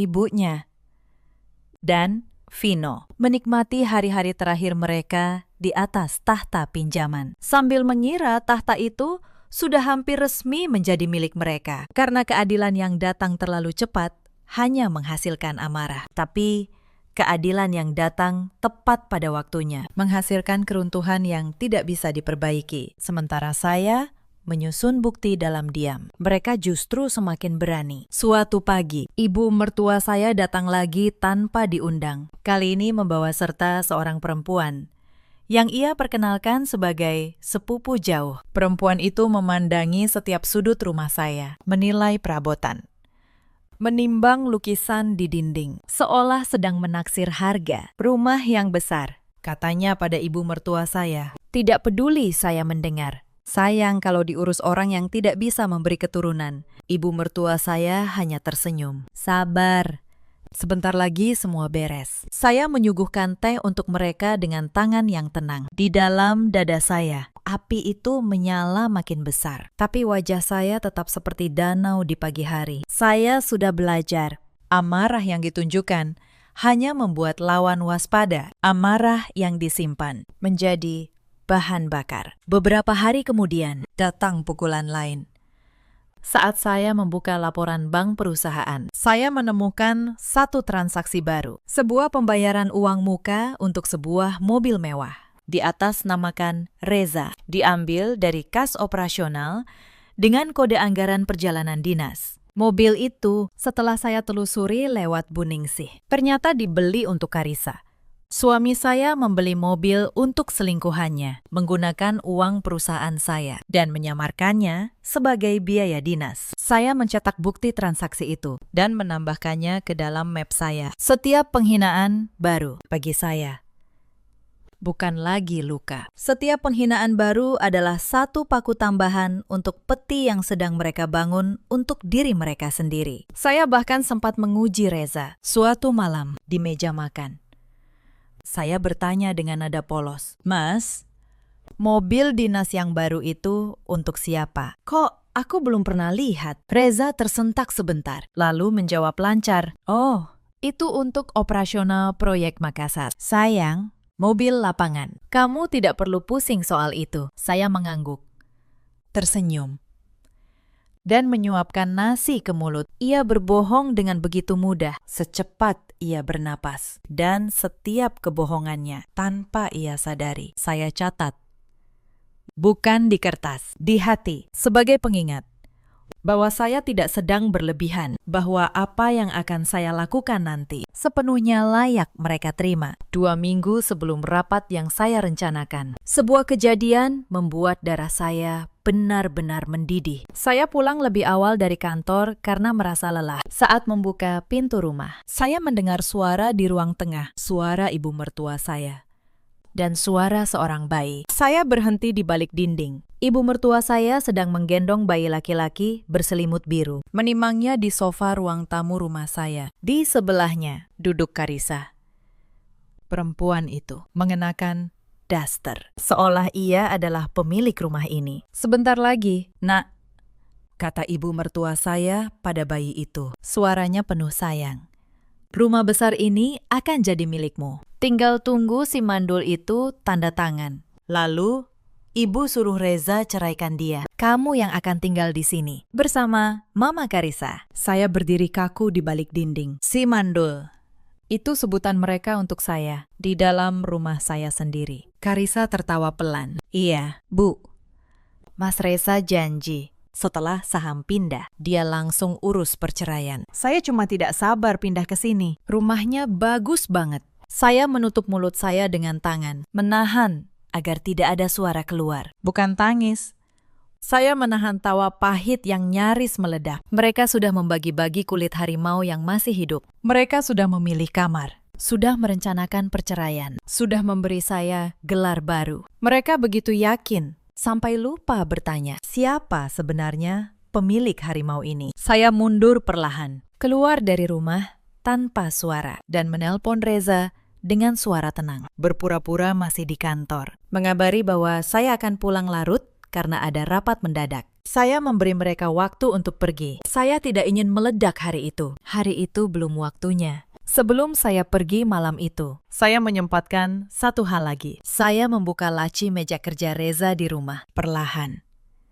Dengan kunci cadangan yang selama ini tidak pernah saya pakai. Di dalamnya terselip sebuah amplop. Isinya adalah hasil pemeriksaan kesehatan bayi, lengkap dengan nama Reza sebagai ayah, dan nama Karissa sebagai ibu. Ada pula struk-struk rumah sakit bersalin, dan sebuah daftar tulisan tangan tentang barang-barang yang harus dipindahkan ke rumah baru. Di paling bawah daftar itu, tertulis satu kalimat dengan tinta merah. Setelah saham beres, urus surat cerai. Tulisan tangan itu, saya kenali betul. Tulisan tangan ibu mertua saya. Jadi rencana ini bukan hanya milik Reza, ini rencana keluarga. Disusun bersama di meja makan yang sama, tempat mereka menyantap masakan yang dibeli dengan uang saya. Saya memotret setiap lembar, mengembalikan amplop persis seperti semula, dan menutup laci itu tanpa suara. Mereka tidak akan pernah tahu. Bukti terkuat untuk menghancurkan mereka saya temukan di laci suami saya sendiri. Malam itu,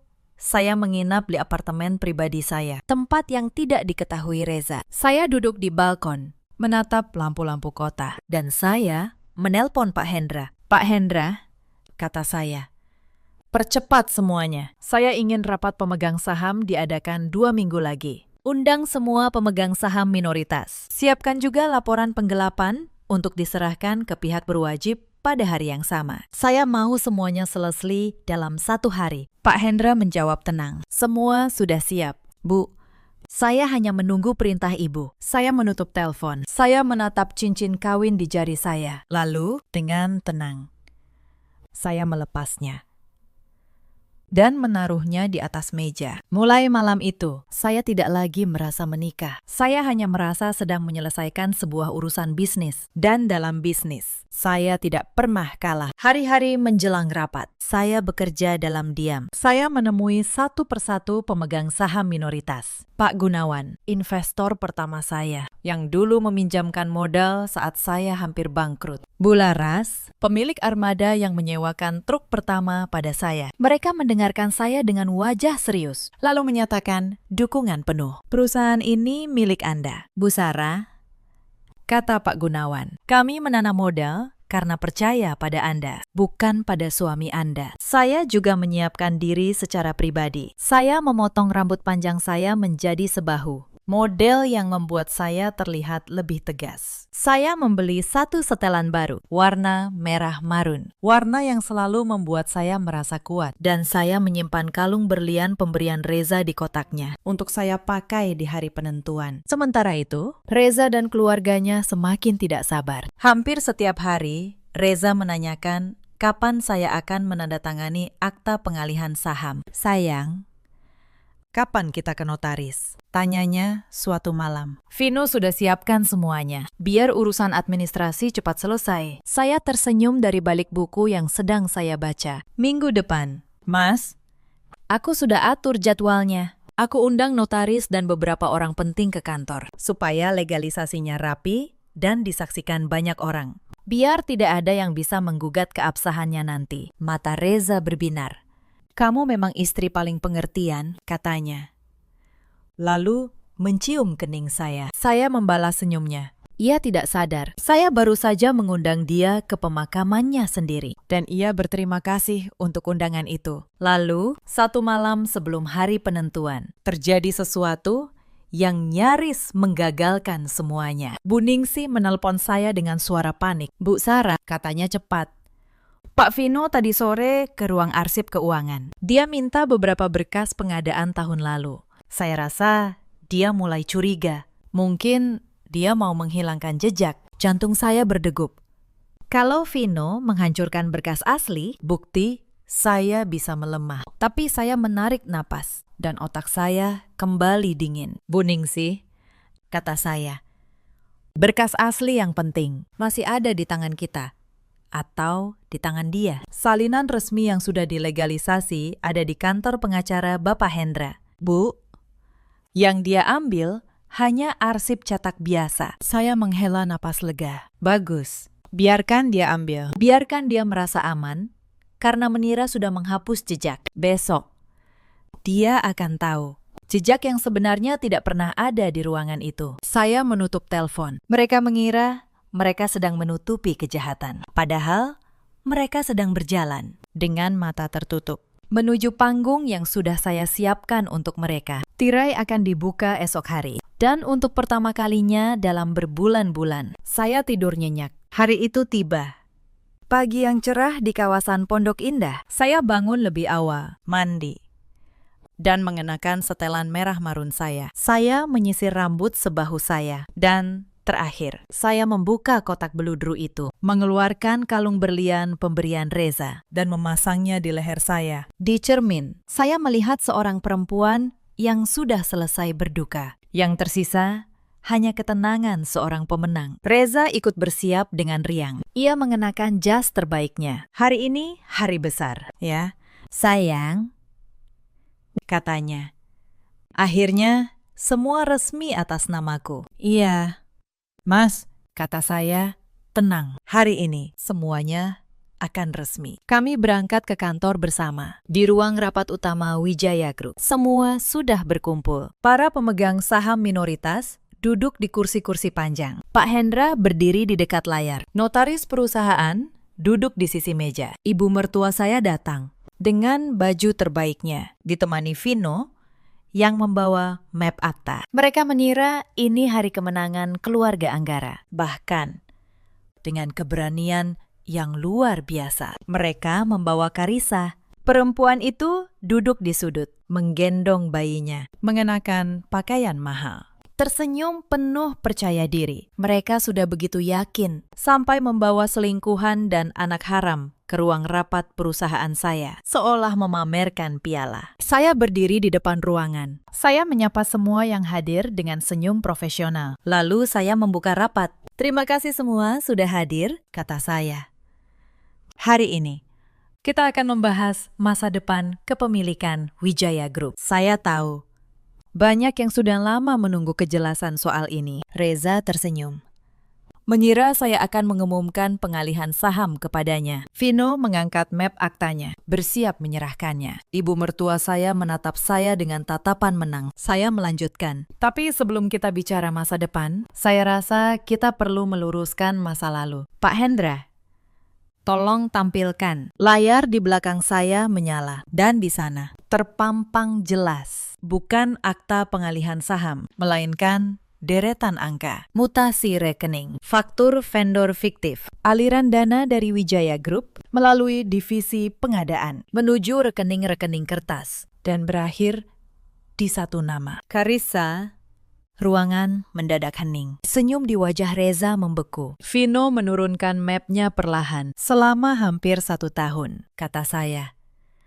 Suara saya tenang dan dingin. Dana perusahaan ini digrogoti melalui vendor-vendor fiktif yang dibuat oleh divisi pengadaan. Total 3,2 miliar rupiah. Dan rekening penampung terakhirnya atas nama Saudari Karisa yang hari ini hadir di ruangan ini. Menggendong bayi. Karisa pucat. Bayi digendongannya mulai menangis. Ibu mertua saya berdiri dari kursinya. Sarah, kamu menuduh sembarangan. Mana buktinya? Saya menatapnya tenang.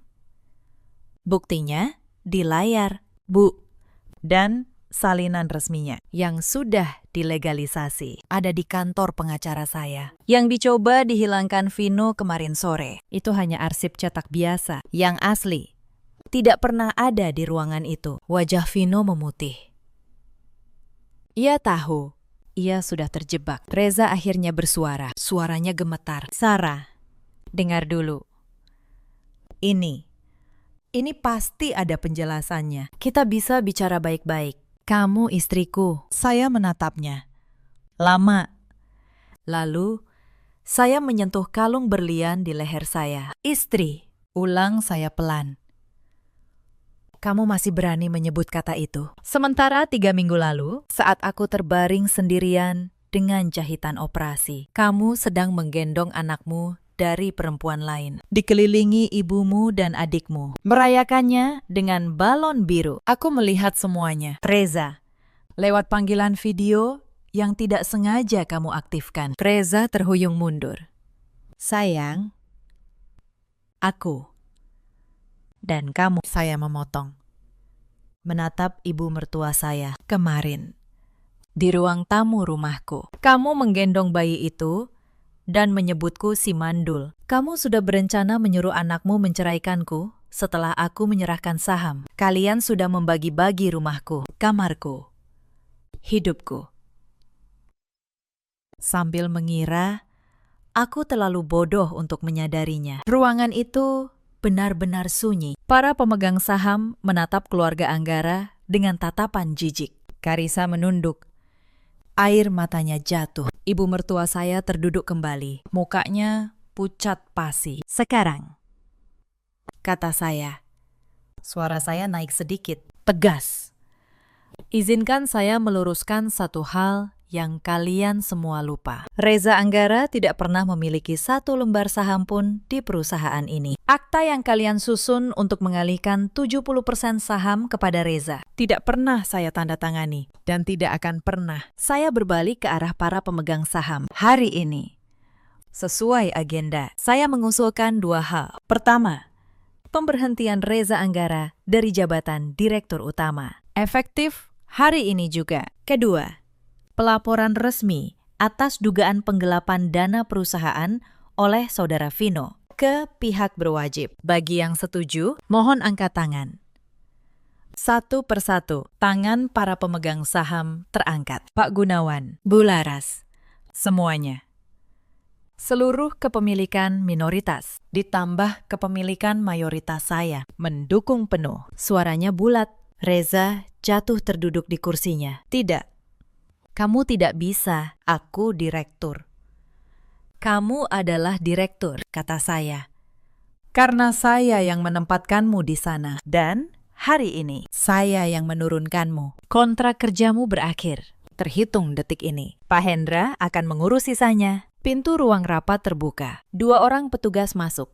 Didampingi seorang penyidik yang sudah saya hubungi melalui Pak Hendra. Mereka menghampiri Vino untuk dimintai keterangan terkait laporan penggelapan. Vino berdiri dengan kaki gemetar. Semua kesombongannya lenyap. Ibu mertua saya menangis. Memohon. Sarah, tolong. Jangan begini. Vino anakku satu-satunya yang masih. Saya menatapnya. Tenang. Bu, selama 5 tahun. Saya memanggil ibu dengan hormat. Saya menelan setiap hinaan. Saya menjaga harga diri anak ibu di depan semua orang. Dan balasan yang saya terima adalah dihianati saat saya paling lemah. Hari ini, saya tidak sedang membalas dendam. Bu, Saya hanya mengembalikan setiap hal ke pemiliknya yang sah, termasuk konsekuensi atas perbuatan kalian. Saya melepas kalung berlian dari leher saya dan meletakkannya di atas meja di depan Reza. "Ini," kata saya, "kalung yang kamu beli dengan uang yang kamu curi dariku. Aku memakainya hari ini supaya kamu tahu. Bahkan hadiah penyesalanmu pun akhirnya kembali ke tempatnya. Ambil. Mungkin bisa kamu jual untuk biaya pengacara." Lalu saya berbalik dan berjalan keluar dari ruang rapat itu dengan kepala tegak. Di belakang saya, kerajaan yang mereka kira sudah mereka rebut runtuh menjadi puing dalam hitungan menit. Hari-hari setelah rapat itu berjalan seperti dominonya yang jatuh satu persatu. Saya tidak perlu mendorong apapun lagi. Saya hanya perlu membiarkan kebenaran melakukan tugasnya. Proses hukum atas Vino berjalan. Bukti yang saya kumpulkan selama berbulan-bulan lengkap, rapi, dan tidak terbantahkan. Vendor-vendor fiktif, aliran dana, tanda tangannya di setiap faktur. Pengacara yang ia sewa pun kesulitan mencari celah. Vino yang dulu selalu tersenyum penuh perhitungan, kini menundukkan kepala setiap kali namanya disebut. Reputasinya hancur. Tidak ada perusahaan yang berani mempekerjakan orang dengan catatan penggelapan. Reza kehilangan segalanya dalam waktu singkat. Jabatan yang membuatnya dihormati lenyap. Saat berita pemberhentiannya menyebar di kalangan bisnis, para kolega yang dulu memujinya mulai menjauh. Mereka baru sadar, selama ini Reza hanyalah nama di kursi, bukan otak di baliknya. Tanpa Wijaya Group, Reza bukan siapa-siapa. Ia bahkan tidak punya keahlian nyata untuk memulai dari awal. Karissa, perempuan yang mengira sudah memenangkan hidup, segera menyadari kenyataan pahit. Reza tanpa perusahaan adalah Reza tanpa uang. Kemewahan yang dijanjikan padanya menguap begitu saja. Tidak ada lagi rumah besar di Pondok Indah. Tidak ada lagi kartu kredit tambahan. Tidak ada lagi piyama sutra. Mereka harus pindah ke kontrakan kecil di pinggiran kota. Karissa, yang terbiasa hidup dari uang yang mengalir, mulai menyalahkan Reza atas nasib buruknya. Pertengkaran menjadi makanan sehari-hari mereka. Cinta yang dibangun di atas pengkhianatan ternyata serapuh fondasi pasir. Ibu mertua saya menanggung malu yang paling berat. Rekaman peristiwa di ruang rapat, entah bagaimana, sampai ke telinga keluarga besar. Cerita tentang menantu yang dikhianati, lalu bangkit dan menjatuhkan seluruh keluarga suaminya, menyebar dari mulut ke mulut. Para kerabat yang dulu mendengarkan sindiran ibu mertua saya tentang menantu mandul, kini berbalik menatapnya dengan iba bercampur celah. Dan yang lebih menyakitkan baginya, para tetangga dan kenalan yang dulu ia pinjami nama baik, mulai berdatangan menagih utang lama yang selama ini tertutupi oleh uang saya, tanpa aliran dana dari Wijaya Group. Semua topeng kemakmuran keluarga Anggara terlepas, satu demi satu. Bu Sumiati jatuh sakit karena terlalu banyak pikiran. Suatu hari, ia menghubungi saya, memohon dengan suara serak agar saya membantu Vino, agar saya menarik laporan. Saya mendengarkannya dengan tenang sampai selesai. Lalu saya menjawab, "Bu," kata saya tidak membenci ibu, saya hanya berhenti menanggung beban yang bukan milik saya selama 5 tahun. Saya membayar utang-utang keluarga ini, menjaga nama baik kalian, dan menelan setiap hinaan. Saya melakukannya karena saya pikir kita keluarga. Tapi kalian mengajari saya satu hal. Keluarga tidak merayakan kehancuran salah satu anggotanya dengan balon biru. Maafkan saya, Bu.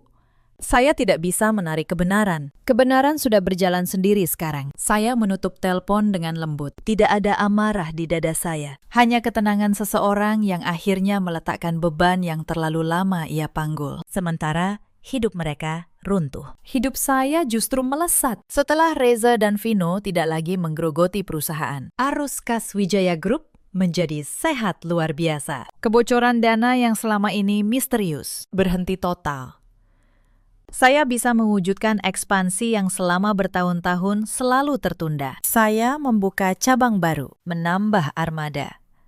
dan merambah lini bisnis properti yang lebih besar. Saya juga menemukan untuk pertama kalinya dalam 5 tahun, saya bisa bernapas lega di rumah saya sendiri. Tidak ada lagi sindiran di meja makan. Tidak ada lagi tatapan menghakimi. Tidak ada lagi rahasia yang harus saya jaga. Rumah besar di Pondok Indah itu, yang dulu terasa seperti panggung sandiwara, kini benar-benar menjadi rumah. Proses perceraian saya dengan Reza berjalan cepat dan bersih. Karena ia tidak memiliki apapun atas nama perusahaan, tidak ada yang bisa ia tuntut. Ia datang ke pengadilan dengan wajah yang sudah kehilangan semua kepongahannya. Saat hakim mengetuk palu, saya tidak merasa kehilangan apa-apa. Saya hanya merasa sebuah pintu yang seharusnya sudah lama tertutup, akhirnya benar-benar terkunci. Beberapa bulan kemudian, di sebuah malam yang cerah, saya berdiri di balkon lantai 2 sebuah gedung baru di pusat kota Jakarta. Malam itu adalah peresmian cabang utama divisi properti saya, sekaligus peluncuran proyek hunian pertama yang sepenuhnya saya rancang sendiri. Di bawah,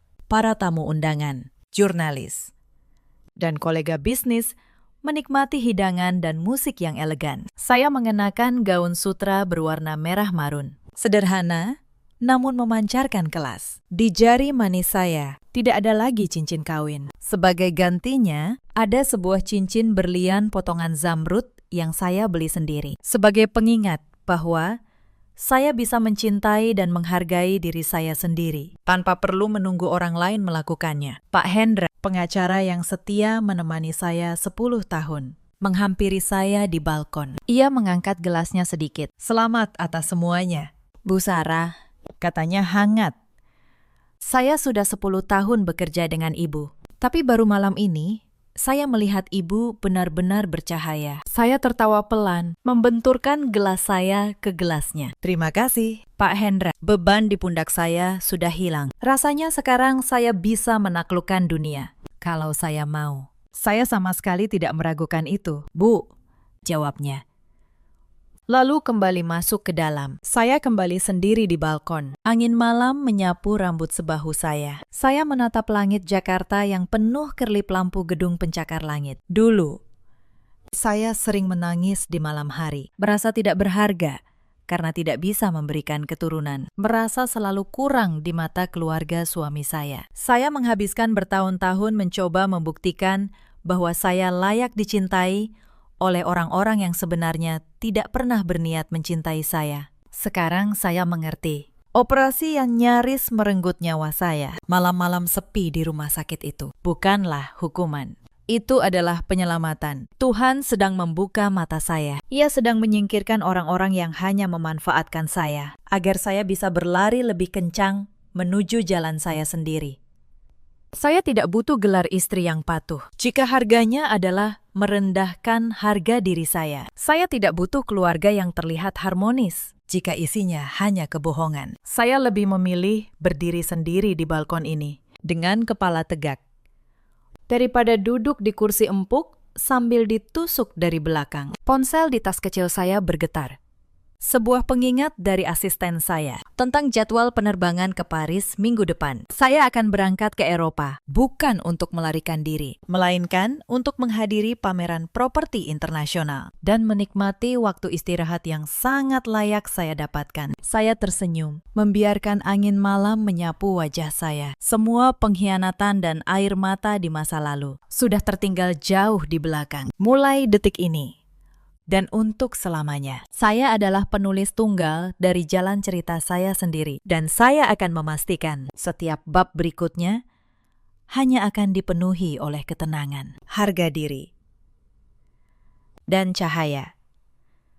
Cerita ini mengajarkan kita satu hal. Jangan pernah mengukur seseorang dari diamnya. Seringkali, perempuan yang paling tenang adalah perempuan yang paling kuat, karena ia memilih bertindak dengan kepala, bukan dengan teriakan. Dan jangan pernah merayakan kejatuhan orang yang pernah menolongmu, karena roda kehidupan berputar lebih cepat dari yang kita kira. Ada banyak perempuan di luar sana yang berada di posisi Sarah dulu, memberi segalanya, menjaga harga diri pasangannya, menelan setiap hinaan, dengan harapan suatu hari akan dihargai. Jika kalian salah satu dari mereka, ingatlah, kebaikanmu bukan kelemahan. Tapi jangan biarkan kebaikan itu membutakanmu dari orang-orang yang diam-diam mengasah pisau di balik senyumnya. Ada juga banyak suami seperti Reza di luar sana. Lelaki yang lupa bahwa tahta yang ia duduki seringkali dibangun oleh tangan perempuan yang ia anggap rendah. Dan ada pula para ibu mertua yang sibuk mencari kekurangan menantunya, sampai lupa menjaga kebaikan anaknya sendiri. Reza kini hidup dalam tekanan, menyesali kursi yang dulu ia kira miliknya. Vino menanggung akibat hukum